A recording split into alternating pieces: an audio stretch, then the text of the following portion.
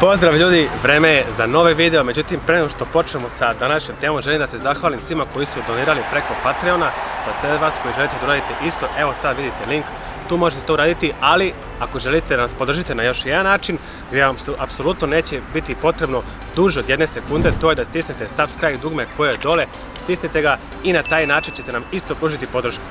Danas pričamo o tome kako da povećamo obim ruke, znači obim oko bicepsa i tricepsa. Pokazat ću vam i objasniti sve metode koje su moguće da se urade kada pričamo o street workoutu. Jer generalno to je ono što većina vežbača, mogu da kažem slobodno i svaki vežbač želi, a to je da ima što veći obim ruke, jer kada smo u majici, a dole imamo neke farmerke ili trenerku, jedino što će se vidjeti to su naše ruke. I na taj način, ako smo utrenirani, na prvi pogled daćemo do znanja drugim osobama da smo mi u treningu i da nešto radimo povodom našeg tela. I ako bismo saznali za neku metodu, pametnu i najbržu metodu koju možemo primeniti, sigurno ćemo poželjeti da je primenimo. I to je upravo ono što ćemo danas pokazati. Sad sama ta želja možete vidjeti da je toliko velika, znači čak i nevezano za, ako niste sigurni da li svi to žele i tako dalje, možete vidjeti po tome šta su sve ljudi spremni da urade kako bi postigli što je moguće veći obim ruke. Konkretno, znači u ovom klipu ćemo pričati, kao što je Jaške rekao, samo o bodyweight vežbama, a ukoliko budete želeli da u nekom od narednih klipova koji ćemo snimiti u teretani napravimo vam i damo neke dodatne savjete koji su vezani za treniranje ruku u teretani, pišite dole u komentaru pa ćemo se potruditi to da uradimo. Mišići koji čine ruku kada pričamo naravno o nadlaktici su biceps, brachialis i triceps. I u ovom klipu pokazat ćemo 4 osnovna pokreta koje mi koristimo na treningu i ako ih vi budete primenili pomoći će vam da povećate obim ruke. Tako da uživajte u nastavku klipa.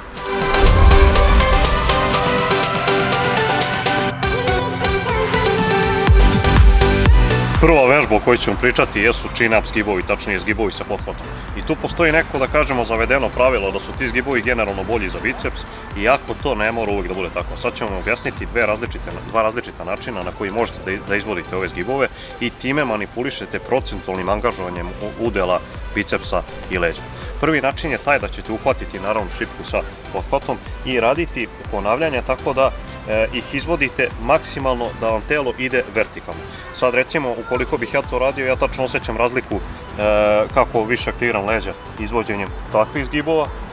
Međutim, osobe koje su početnici verovatno neće imati taj osjećaj, jer uopšte neće ni osjećati mišiće leđa, tako da oni bi trebalo pre svega da nauče tu razliku u samom pokretu. E sad, drugi način izvođenja zgibova koji je u ovom slučaju bitniji jeste taj da vam putanja tela ide, znači, u nekom lučnom obliku. Znači nije sad vertikalna, nego ide u lučnom i to ćete postići tako što ćete se podizati iz početnog dela i otprilike će ovo da bude pokret.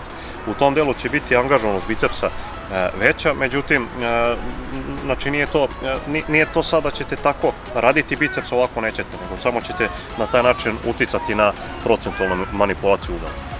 Drugi način je bolji za biceps, ali važno da napomenemo da mi nikad nismo radili chin-up zgibove striktno da bi pogodili biceps, već jednostavno pri iscrpljenosti naše telo se prilagođava tom pokretu koji više ide na biceps, znači leđa se umore i veći deo tereta prelazi na ruku i samim tim biceps nam je više aktiviran. Razlog tome je zato što smo mi uvek chin-upove posmatrali kao vežbu koja će nam podići izdržljivost, a ne zbog toga da bi povećali sam obim ruke. Druga stvar, zašto je chin-up bolji od neutralnog zgiba, jeste taj što su nam u tom slučaju šake okrenute više kao unutra. Kada su nam šake okrenute više kao unutra, više ćemo pogoditi biceps, odnosno koncentrisat ćemo se na njegovu unutrašnju stranu, tačnije kratku glavu bicepsa. Sljedeća stvar o kojoj pričamo, to je sljedeća vežba, jesu uski zgibovi. E sad, tu ponovo imamo dva načina na koje možemo izvoditi ovaj pokret i isto je pravilo kao malo.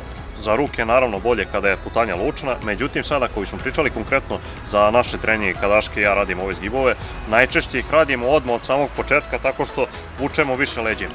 E sad, zašto je to tako? Pa zato što inače, kada ne bismo uopšte razmišljali, kada bi nam neko samo rekao raditi zgibove, nama je prirodnije da vučemo rukama i onda se fokusiramo na početku da vučemo leđima, jer ćemo svakako nakon toga, kad nam se izmore leđa, na kraju početi da vučemo rukama i na taj način ćemo pogoditi sve što možemo sa tim zgibovima. E sad postavlja se pitanje da li je uski zgib mnogo bolji od širokog zgiba.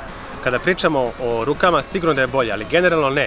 Jer ako bi morali da biramo neku od ove dve vežbe koju bismo radili do kraja života, sigurno bi to bio široki zgib, jer na taj način telo će nam biti skladnije razvijeno i sigurno ćemo veći efekat postići radeći široke zgibove. Međutim, ako baš želite da radite uske zgibove, predlažemo da ih radite na treningu za ruke ili ako ne odvajate treninge na mišićne partije, to možete raditi u 2 do 3 serije na 2-3 puta nedeljno, mislim da će biti to sasvim dovoljno. Prelazimo na vežbe koje će nam pogoditi spoljašnju glavu tricepsa.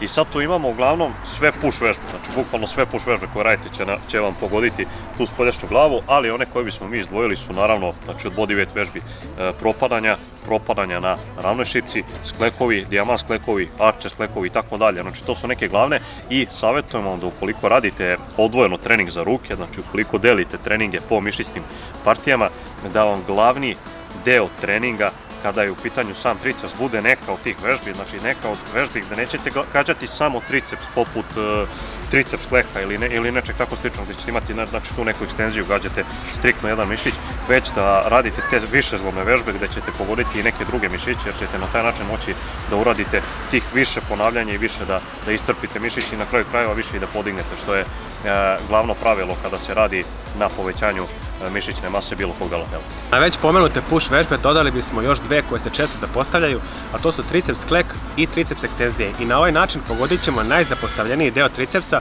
unutrašnji deo. Mi često ove vežbe bacimo na samom kraju treninga kroz nekih 5 ili 10 serija, radeći jednu od ovih vežbi ili obe, a neretko se dešava da nam prvi deo treninga, tačnije pola sata, prođe radeći na izmenično ove dve vežbe i da tad uradimo 400, 500, možda čak i više ponavljanja.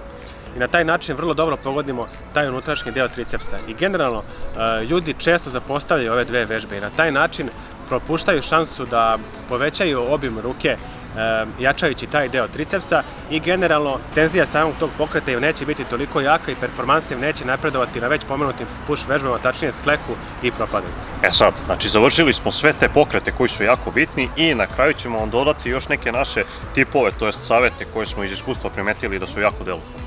Prvi su vezani za biceps i tu ako sad recimo uzmemo konkretnu vežbu chin up, savjetujemo vam da radite ponavljanja u kojima ćete recimo raditi parcijalne delove u gornjem delu, gde ćete na taj način da pumpate sam taj mišić, ali ne treba to da vam bude tako da radite non stop takva ponavljanja, nego ubacite jednu seriju možda na kraju. A druga stvar vezana ponovo za biceps jeste da radite ponavljanja sa sporim ekscentričnim delom i sa izdržajima u gornjem delu ili u srednjem delu samog chin up zgiba. I to ćete znači postići tako što ćete se podići i sporo spuštati, u nekom trenutku zastati, možda se opet podići, uglavnom tu je najbitnija ta sama kontrola pokreta i postići ćete to da vam biceps bukvalno gori dok to radite. A što se tiče tricepsa, tu imamo za vas dva saveta. Prvi je da ubacite super serije gde ćete raditi kao što je Jaške rekao od ove dve vežbe. Prva su bodyweight triceps ekstenzija, a druga su triceps klek. I sad recimo odradite ponavljanja na bodyweight triceps ekstenziji koja je inače teže vežba od triceps kleka i onda ih ispratite sa još nekoliko ponavljanja na triceps kleku. A drugi savet vezan ponovo za jednu od ovih vežbi, taknije sada pričamo za bodyweight triceps ekstenziju, jeste to da radite drop seriju. Znači odradi nekoliko ponavljanja ili do otkaza ili manje od otkaza na nekoj manjoj visini i onda doradite još ponavljanja na većoj visini i još ponavljanja na većoj. Možete doraditi tako 1, 2 ili čak 3 dropa i to će vam bukvalno spržiti triceps. U narednom periodu sigurno ćemo snimiti trening za povećanje obima ruku koji će se odnositi na vežbe sa dodatnim opterećenjem, a ako želite da snimimo novi video koji će biti koncipiran samo na bodyweight vežbe, pišite nam dole u komentare, pa ako budete to željeli, to ćemo i ostvariti. I ovo su bili neki savjeti iz našeg ličnog iskustva koji će vam pomoći da na najlakši, najbrži i najpametniji način dođete do povećanja obima ruke, a na vama je da sve to pametno primenite gledajući naše klipove naravno i prateći naše treninge. To je to za ovaj video, vidimo se u narednom klipu. Vidimo se! Osim YouTube kanala, naš napredak kao i dodatne savjete možete pronaći na istoimenoj Facebook stranici kao i na našim Instagram profilima. Do sljedećeg klipa želimo vam uspešne treninge.